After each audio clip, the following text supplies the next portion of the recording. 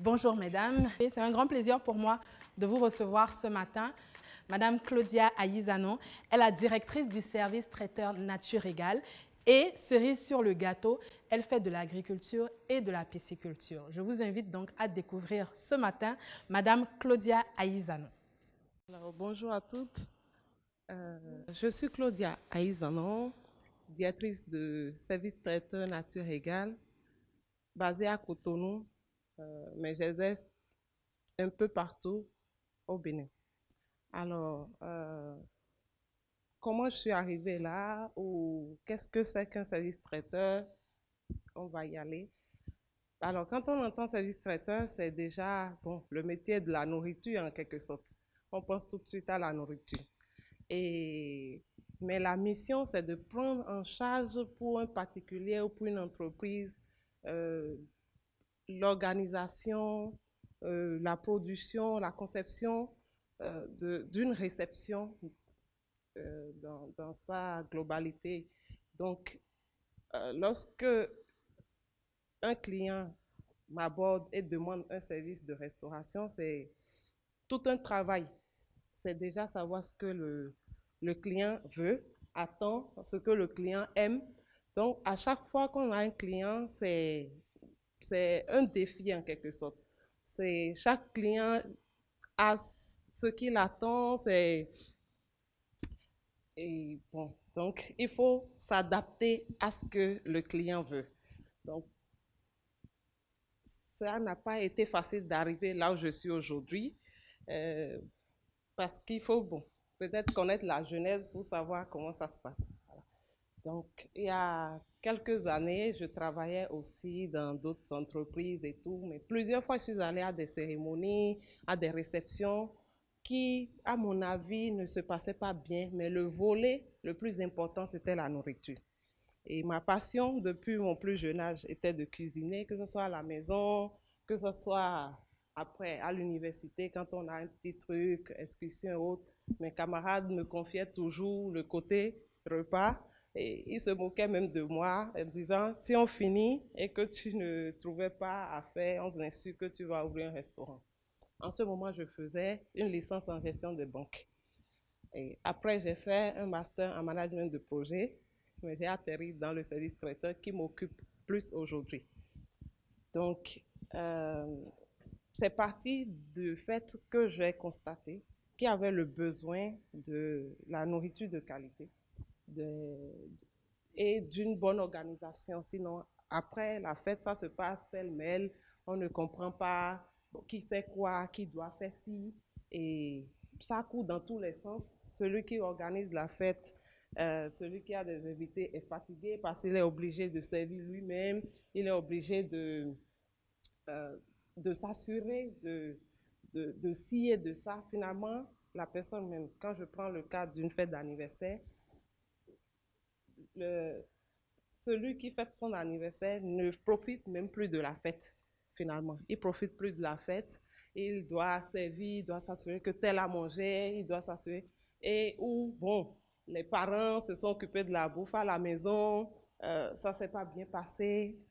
Donc, il y avait tous ces problèmes-là que moi j'ai captés et qui m'ont amené à offrir ce service-là, qui est de prendre ce volet qui est quand même un volet de stress pour tout le monde, parce que c'est le plus gros élément dans l'organisation d'une manifestation.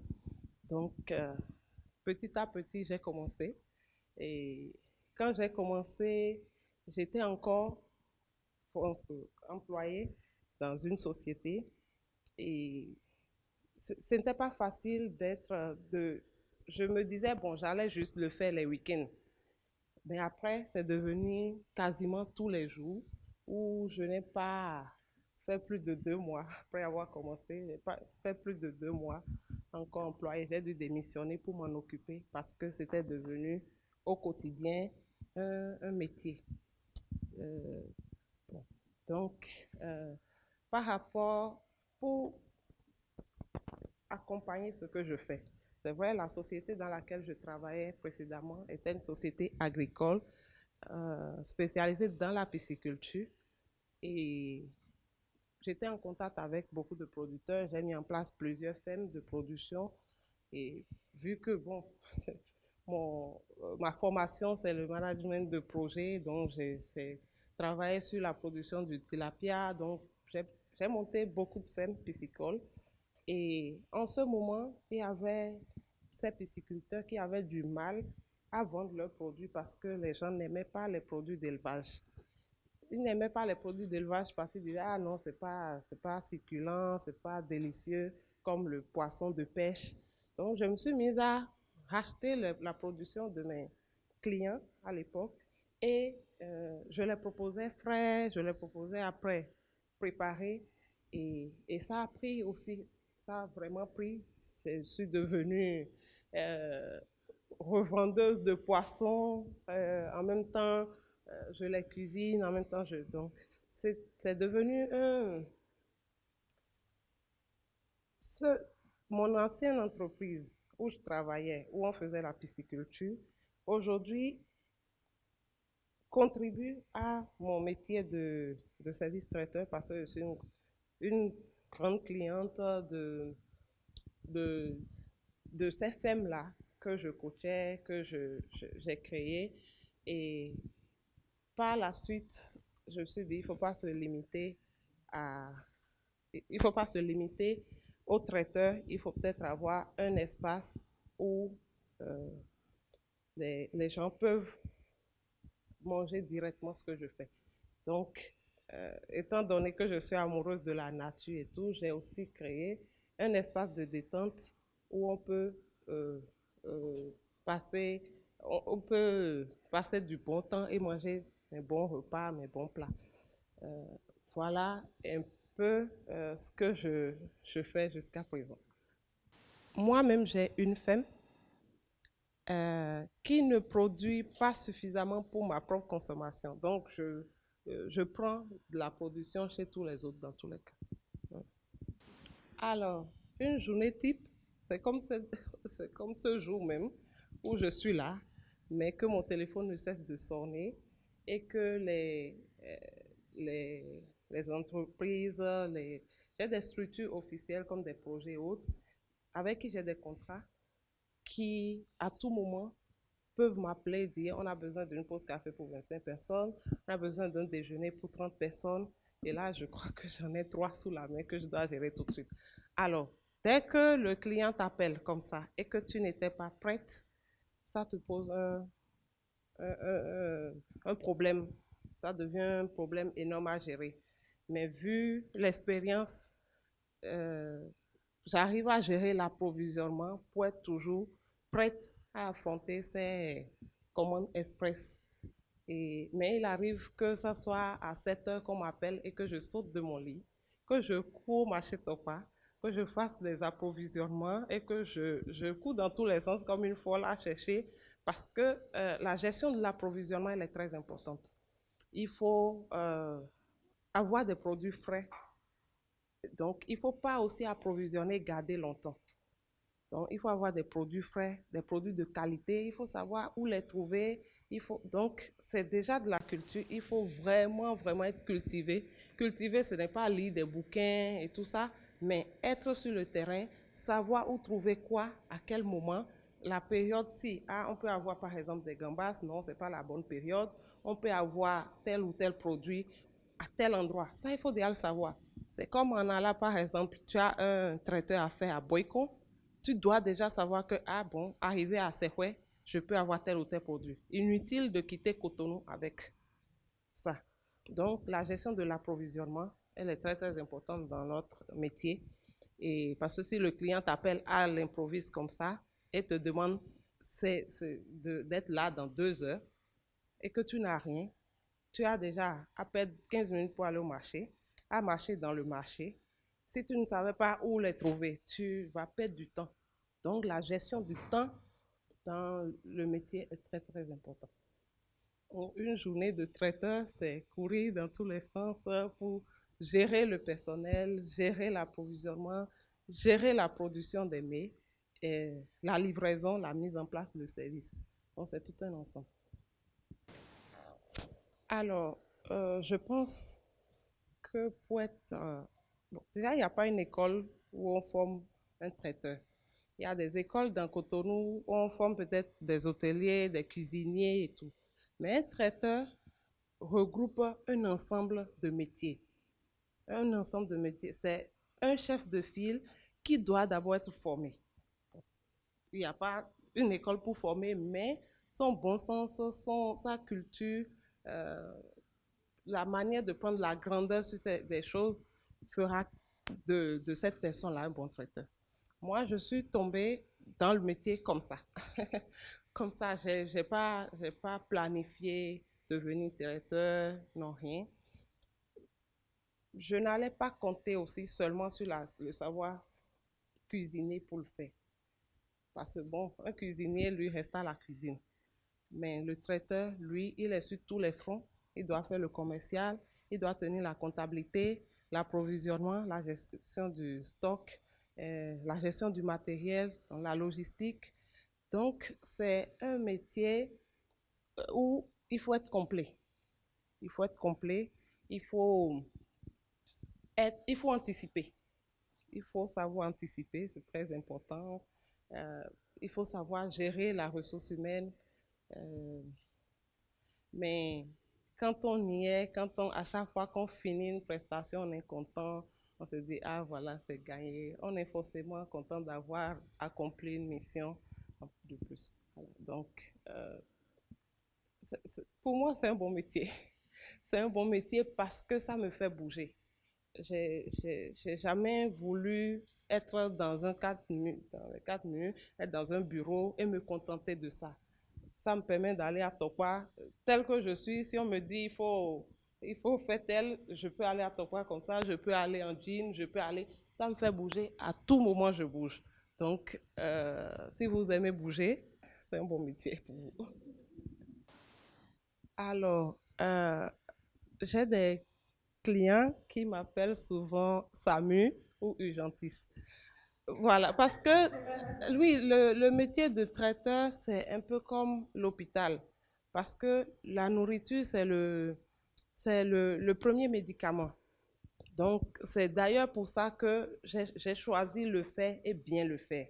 J'ai fait des repas de qualité, pas trop gras, pas trop salé, pas trop épicé. Bon, en tout cas, ça, c'est ma marque.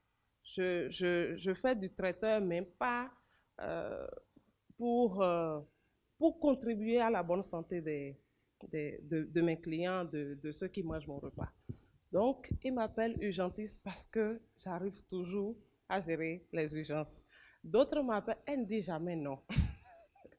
Donc, ça, c'est pour ça qu'elle ne dit jamais non. Il faut effectivement savoir gérer la clientèle parce que la clientèle, elle est variée, chacun avec son humeur, chacun avec son besoin. Il faut savoir gérer la clientèle. Savoir gérer la clientèle, c'est...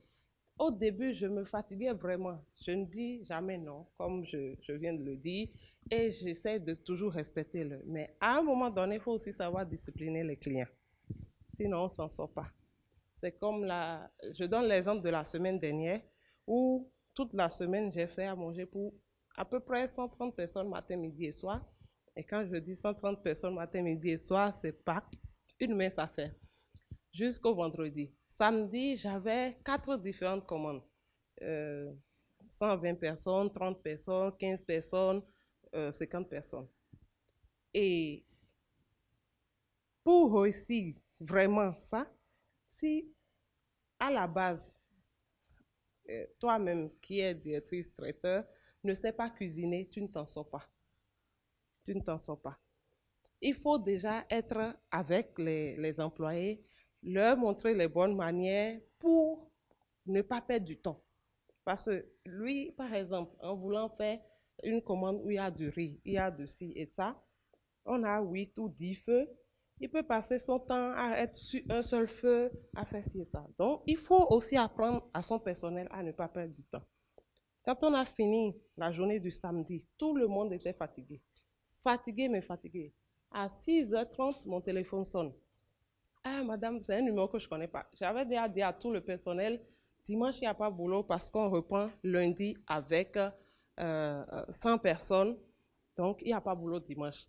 Si un client m'appelle dimanche, je ne décroche pas. Sauf que c'était un numéro que je ne connaissais pas. J'ai décroché, la dame dit, ah vraiment, il faut que vous m'aidiez parce que j'ai une réception à 16 heures et on m'a donné votre numéro, on m'a dit que vous savez gérer les urgences. J'ai dit, madame, franchement, j'ai prévu ne pas sortir de mon lit avant 10 heures. Je suis épuisée, crevée. Elle dit, ah, je suis en état, je dois faire ceci. Bon, j'ai été sensible, j'ai dit, ok, d'accord. Qu'est-ce que vous souhaitez manger? Elle a fait une liste kilométrique de repas, elle veut un truc varié. Ok, d'accord. Ok, donc on a continué la conversation par SMS.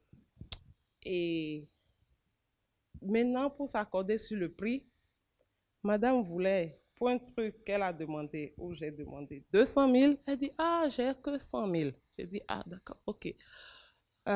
Madame, c'est pas possible. C'est pas possible pour 100 000 francs. Elle dit, non, bon, vraiment, il faut m'aider. Elle dit, ah, 100 000 francs aujourd'hui au marché pour faire escargot, pour faire pommes sautées, pour faire sauce à srocking, pour faire quoi, poulet braisé, pour faire du riz. Bref, toute une liste, même des amuse-bouches. Elle a donné des nems, elle a donné des quiches, elle a donné... Bref, j'ai dit, madame, c'est pas possible. Elle dit, ah, ok, d'accord, ah, vraiment. Elle coupe la conversation. Ok, moi, je prends mon temps. Après, je me dirige vers le marché vers 10 heures. J'étais à Topa. C'était dimanche, mais je devrais apprêter la semaine cette semaine-ci, lundi. Donc, j'ai oublié son affaire là parce que je sais que ce n'est pas possible. Donc, à 13 heures, elle m'appelle, 13h30, madame. Ah, Midewa. Midewa, c'est quoi? J'ai dit, ah, mais bon, que moi, je suis passée à autre chose parce qu'elle a coupé la conversation sans dire je veux ou je ne veux pas. Je dis, ah non, comme je suis enceinte là, j'ai eu des migraines et je me suis allée me reposer. Mais bon, vraiment, il faut... Ah. J'ai dit, mais il est 13h30, c'est à 16h, c'est pas possible. Je ne peux plus, je fais des urgences, je ne peux pas faire du miracle. Hein. Aujourd'hui, je n'ai pas de personnel. Je risque d'être à la cuisine toute seule avec 2 apprenantes. Je ne peux pas. Elle passe par celle qui lui a donné mon numéro. C'est même une voisine qui est dans la décoration, qui m'appelle, dit, ah vraiment, il faut l'aider, qu'est-ce que tu peux faire et tout ça. Elle n'est même pas prête à payer le prix. Donc, c'est pour vous dire combien il y a des clients qui, bon, veulent de la qualité, mais veulent aussi, ils ne veulent pas mettre le prix, ils ne valorisent pas votre travail, en fait. Donc, j'ai dit, bon, qu'est-ce qu'il faut faire? La voisine qui dit, OK. Donc, finalement, elle dit, vraiment, je vais 150. J'ai dit, non, ça aussi, ce n'est pas possible. J'ai appelé tel ou tel, est-ce que tu peux venir m'aider à cuisiner? Ah non, j'ai un programme. Ah non, j'ai un programme. Ah, comment je peux faire? Finalement, on s'est entendu, j'ai dit, OK, je peux te faire 10% de remise. C'est tout ce que je peux faire. Vu que vous avez dit que vous êtes en état et tout ça, je suis sensible. Elle dit, OK. Le temps de quitter le marché, de rentrer, il était 14h30, puisque je n'allais pas abandonner tout ce que j'achetais et venir. Il était 14h. Il faut sortir le poisson, il faut sortir le poulet, il faut sortir ci, il faut sortir ça. Je me suis jetée à la cuisine.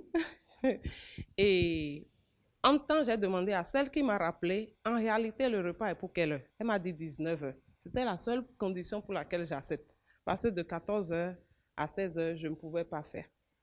Donc, j'ai accepté, j'ai commencé. Mais à 17h, la dame là m'a appelé 1 million de fois pour me dire, ah, le repas n'est pas encore là. Je dis, mais madame, vous êtes une femme, vous savez cuisiner. C'est pas possible que je sois là. Celle qui m'a appelé a dit 19h. Je fais tout pour être dans l'heure. Et je fais tout pour être dans l'heure. J'arrive là-bas autour de 19h15, je fais la mise en place et tout. J'ai dit, bon, OK, vous n'avez même pas confirmé la commande. Je ne vous connais pas, vous n'avez pas envoyé une avance, vous n'avez rien fait. Finalement, autour de 18h, ma voisine a amené 120 000 sur les 180. Et pour un travail que j'ai fait avec autant de cœur, autant d'amour, malgré la pression, je n'ai pas encore reçu mon solde. Vous imaginez? Donc, c'est aussi le risque du métier. On peut Donc, ça fait 2 jours que je l'appelle. À peine hier, elle me décroche, elle dit, ah, elle ne se sentait pas bien après la fête, ceci et autant.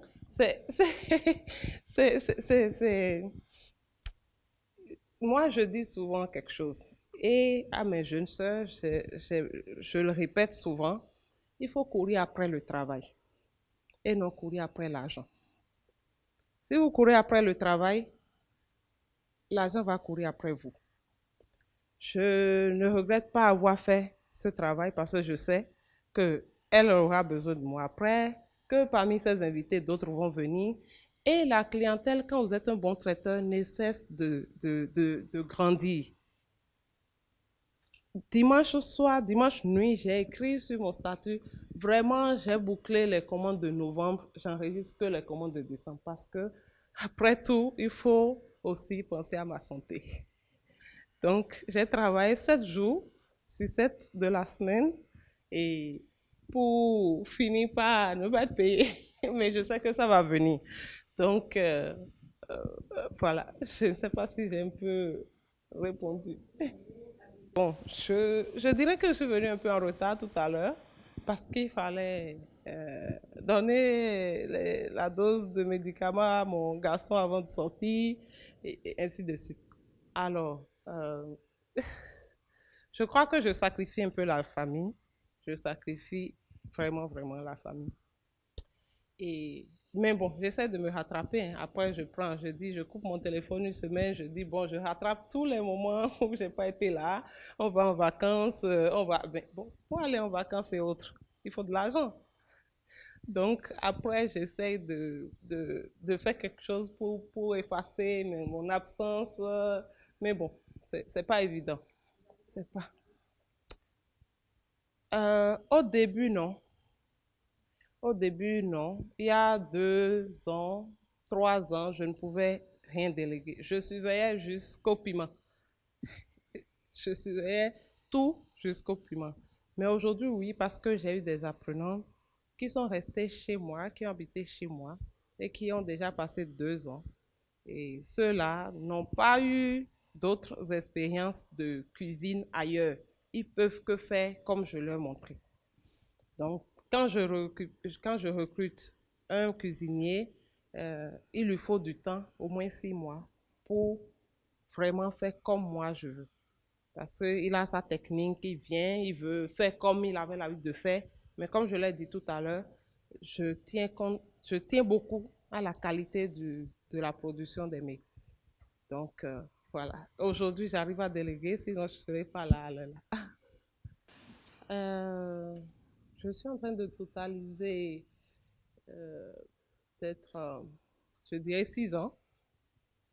Et les débuts, comme je l'ai dit, j'étais encore salariée quand j'ai commencé. Et c'est par rapport Bon, déjà depuis l'école où je m'occupais de ces genres de choses et tout, mes camarades savaient que je sais cuisiner, mais je me limitais juste à cuisiner, livrer, et non à aller faire la mise en place, faire l'organisation de tout. Bon, j'ai eu la chance d'avoir une aînée qui travaille dans une institution. Et c'est elle qui, un jour, m'a dit, ah, si tu sais faire pause café et tout ça. Bon, je n'ai jamais appris, je ne suis pas allée dans une école de cuisine et tout. J'ai regardé un peu sur Internet de quoi il s'agit. Et puis moi-même, j'allais à des formations et tout ça. Je voyais ce que les gens proposaient qui, bon, c'était pas à mon goût. Donc, je me suis dit, le jour où je vais m'y mettre, je vais faire mieux. Donc, c'est comme ça. Quand elle m'a demandé de faire la première fois, j'ai fait tout le monde a apprécié. Ça a duré une semaine et puis les commandes se sont enchaînées. Voilà. Alors, au début, c'est pour ça d'ailleurs que j'ai appelé ma structure Nature Égale parce que je voulais une cuisine le plus naturelle possible avec nos produits locaux, mieux présenter déjà nos repas locaux, c'est très important. J'ai remarqué que, bon, on ne mangeait pas beaucoup de fruits, donc quand je veux même présenter nos fruits locaux, vraiment ça doit vous donner envie de manger. Donc, je faisais que les locaux au début.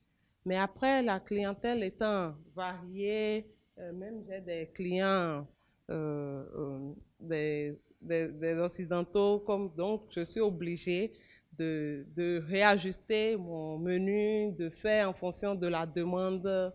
Donc aujourd'hui, je fais africain comme européen. Alors, l'espace détente que j'ai créé se situe à Zinvier.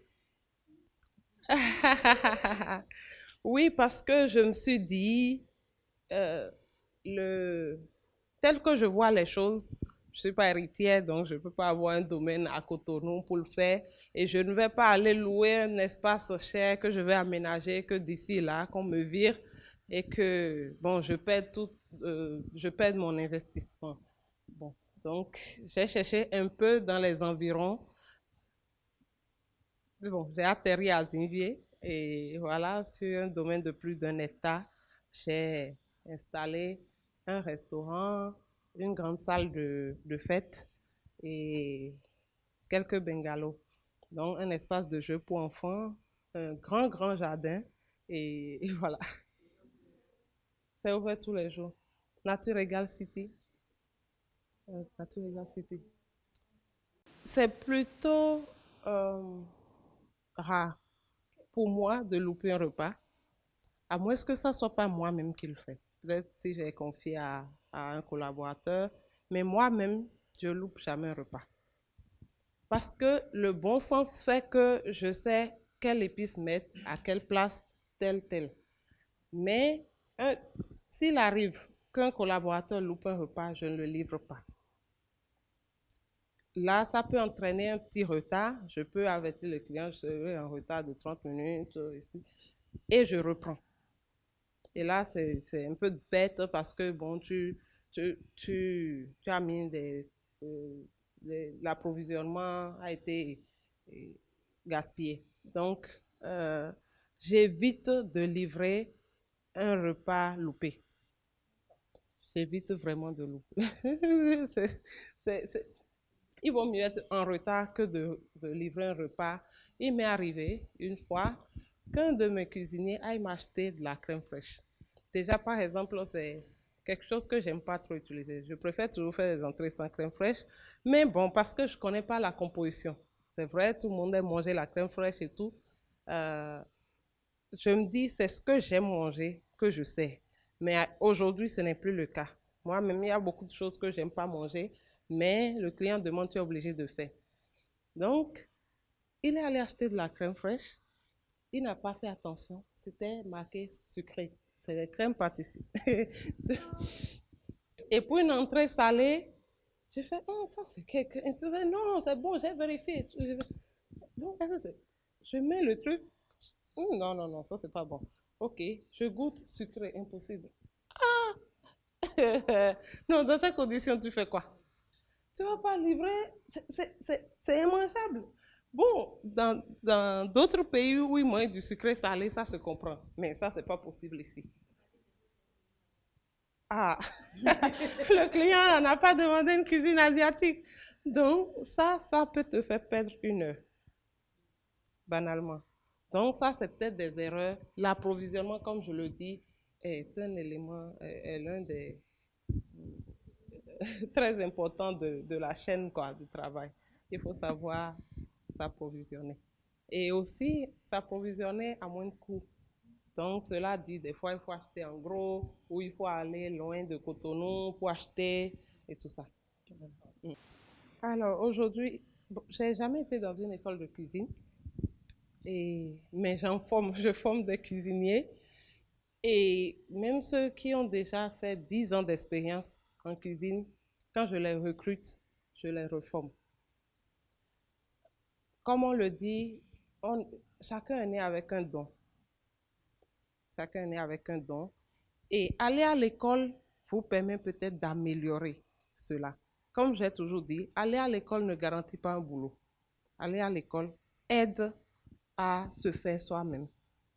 Donc, moi, tout ce que j'ai reçu comme formation, gestion des banques, j'ai même fait une licence en droit et management de projet, master et tout, ça m'aide à réussir ce que je fais parce que je mets toute ma tête, mon intelligence et surtout ça, mon cœur. Donc, j'ai pas reçu une formation en cuisine, mais je m'en sors pas mal. Ou bien. Alors, je fais des formations modulaires. C'est-à-dire, bon, je veux juste apprendre à connaître telle sauce, comment faire telle sauce. Je veux apprendre à faire des entrées, par exemple. Ça, c'est des trucs sur un mois. euh, bon, chaque week-end, on vient et tout. Mais une formation rigoureuse, c'est minimum 2 ans. Minimum. Et je prends des apprenantes, les jeunes, qui peuvent rester sur place parce que c'est un travail à plein temps. Si par exemple tu as une livraison à 7 heures, il faut s'y mettre même à l'aube. Il y a la mise en place à faire toute la nuit. Par exemple, j'ai dormi après 1 heure et, pour apprêter la journée d'aujourd'hui. Donc, les apprenantes restent sur place chez moi. Et donc, je n'en prends pas plus de 3 parce que c'est difficile de gérer les filles et tout ça. Et là, je suis saturée. On dirait que tu vas avoir une